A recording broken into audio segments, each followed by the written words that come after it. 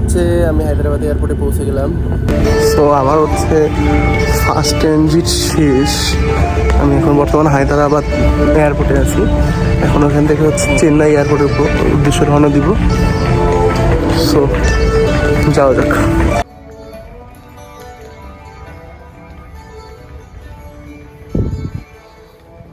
Waiting জোনটাও তো সুন্দর। হ্যাঁ, ওয়েটিং জোনটাও সুন্দর। আমি মোটামুটি হচ্ছে কয়েকটা এয়ারপোর্টই ঘুরেছি। সেখান থেকে বলতে গেলে হায়দ্রাবাদ এয়ারপোর্টটা যথেষ্ট সুন্দর, যা বলার মতো না। হায়দ্রাবাদ এয়ারপোর্টের নাম হচ্ছে রাজীব গান্ধী আন্তর্জাতিক বিমানবন্দর।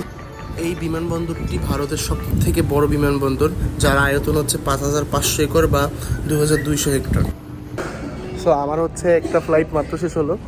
আমি দ্বিতীয় ফ্লাইটের উদ্দেশ্যে রওনা দিচ্ছি, হায়দ্রাবাদ টু চেন্নাই।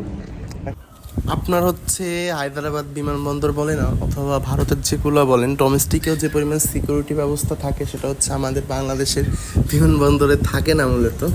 যেহেতু অনেকগুলো চেকপোস্ট পার হইতে হয়। আমার কাছে বিষয়গুলো খুব ইজি লাগতেছিল, যেহেতু হচ্ছে এই ব্যাপারে নতুন না, খুব তাড়াতাড়ি পার হয়ে গেছি। এখন হচ্ছে আমি নিজে নিজে খুঁজতেছিলাম যে হচ্ছে আমার বিমানটা কখন কি ছাড়বে। যেহেতু অনলাইনে দেখলাম টাইম অনেক দেরিতে ছিল, প্রায় 4 ঘন্টা লেট। বাট এই 4 ঘন্টা কী করবো সেটা ভাবতে ভাবতে মোবাইলের ওয়াইফাই জোনটা খুঁজতেছিলাম। তারা আমাকে বললো যে একদম টপ ফ্লোরে যাইতে, তারা রেকমেন্ড করলো। রেকমেন্ড অনুসারে হচ্ছে আমি টপ ফ্লোরে গিয়ে ওয়াইফাই জোন খুঁজতেছিলাম আর স্ক্রিনের দিক খেয়াল রাখতেছিলাম যে আমার বিমান আসলো কি। রাজীব গান্ধী বিমানবন্দর নিয়ে আরও কিছু ইনফরমেশন আপনাদের দিয়ে রাখি। সেটা হচ্ছে এই বিমানবন্দরটি ভারতের প্রথম বিমানবন্দর, যেটি হচ্ছে ফার্স্ট হচ্ছে ই বোর্ডিংয়ের ব্যবস্থা করেছিল। এই বিমানবন্দরে 2টা রানওয়ে আছে। আর যাত্রীদের দিক দিয়ে বিবেচনা করলে হচ্ছে এখন পর্যন্ত তারা প্রায় 250 কোটি যাত্রী এই বিমানবন্দর ব্যবহার করেছে। আর হচ্ছে এখানে বিমান চলাচল এখন পর্যন্ত 1,76,000 সামথিং, যেটা আমি ওখান থেকে নিউজটা দেখলাম। আর কার্গো টনেজ এখন পর্যন্ত 1,49,800 সামথিং। খেয়াল নেই আমার কতটা, ওটা ওখানের ইনফরমেশন বুথে দেখলাম। ভালোই বিমানবন্দরটা, পরিবেশটা খুব সুন্দর। ভারতের সব থেকে সুন্দর বিমানবন্দর আমার কাছে এইটাই মনে হয়েছে। আমি বিমানবন্দরের ভিতরে মোট 5-6 ঘন্টার মতো ছিলাম। আমি চেষ্টা করছি বিমানবন্দরটা একটু সম্পূর্ণটা ঘুরে ঘুরে দেখার জন্য, যেহেতু আমার কাছে অতটা ব্যাগ ছিল না। সবই তো হচ্ছে বোর্ডিংয়ে দেওয়া ছিল। আর বিমানবন্দরটা ঘুরতে ঘুরতে ভালোই লাগতেছিল, পরিবেশটা সুন্দর। আমি চিন্তা করছিলাম যে 1 কাপ কফি খাবো।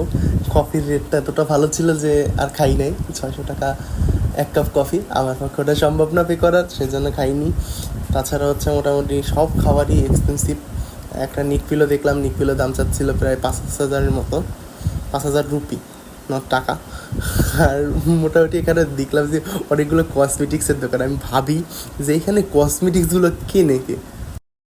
এইসব জায়গায় কেনাকাটা বা কিছু খাইতে হলে অবশ্যই আপনার কিডনিটা বিক্রি করে আসবেন। অবশ্য এই সব বিষয় শুধুমাত্র আমাদের মতন নিম্ন মধ্যবিত্তদের, হচ্ছে বড় লোকদের জন্য না। সো বিমানের যেহেতু গেট ওপেন হয়ে গেছিলো, আমরা বিমানের ভিতর ঢুকতেছিলাম। আর পরিবেশটা ছিল সত্যি উপভোগ করার মতো।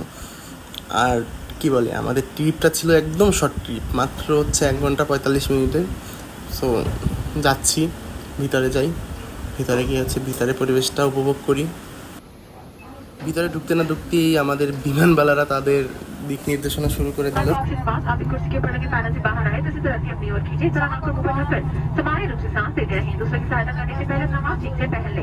इस विमान पर आपातकालीन द्वार है। 2 विमान के पिछले हिस्से में 4 विंग पर और 2 विमान के अगले हिस्से में है।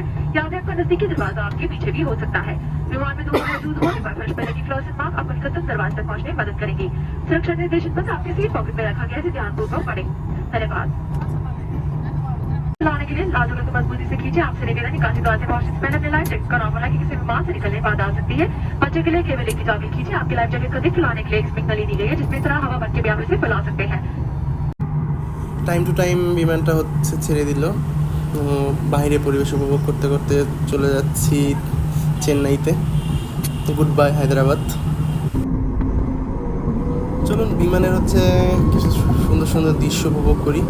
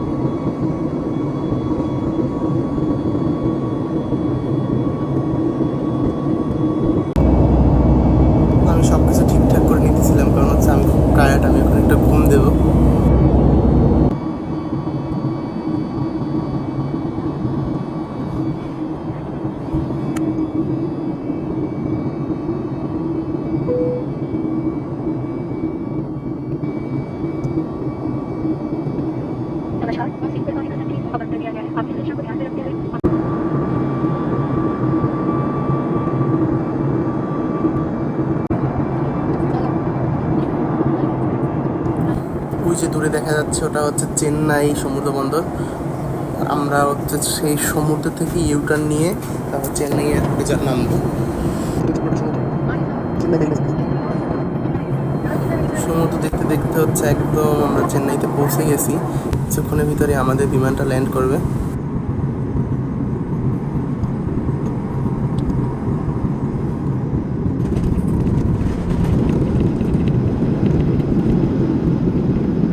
Remain seated. You'll be assisted on all the guests boarding plane. It was a pleasure having you aboard and we hope to see you again soon.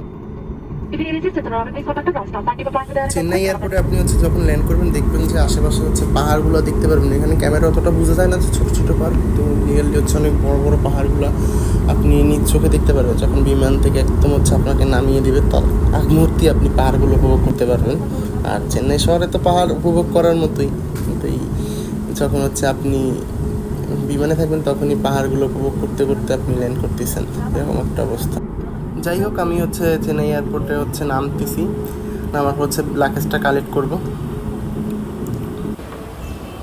Luggage হচ্ছে যেহেতু আমার চলে আসছে, লাগেজ নিব। বাট দেখেন আপনারা কত যত্ন করে এক একটা লাগেজ নেওয়া হচ্ছে, আর আমরা কি করি যে আর বললাম না। যাই হোক, লাগেজ কালেক্ট করে হচ্ছে এখন আমি মেট্রোর উদ্দেশ্যে রওনা দিচ্ছি। এখানে হচ্ছে টার্মিনালে হচ্ছে মেট্রো স্টেশন আছে, এখান থেকে হচ্ছে আমার বিটিতে যাবো। আমার বিটিতে আরও একবার গেছিলাম আমি, এটা হচ্ছে সেন্ট্রাল বাস স্ট্যান্ড। এই যে মেট্রো স্টেশনে যাচ্ছি, মেট্রো স্টেশনে আমার সাথে একটা অঘটন ঘটে। সেটা হচ্ছে আমার মানি ব্যাগটা হারাইয়া যায়। সেটাও খুব স্বচ্ছন্দে পাইছি, কাহিনিটা একদিন আপনাদের সাথে বলবো। যাই হোক, এখন হচ্ছে আমি মেট্রোতে করে হচ্ছে সেন্ট্রাল বাস স্ট্যান্ড যাচ্ছি এবং সেখান থেকে হচ্ছে ভ্যালোর চলে যাব। আর কথা বাড়াবো না, ভিডিওটা এমনিও অনেক বড় হয়ে গেছে। ভালো থাকবেন সবাই, আমার জন্য দোয়া করবেন। আল্লাহ হাফেজ।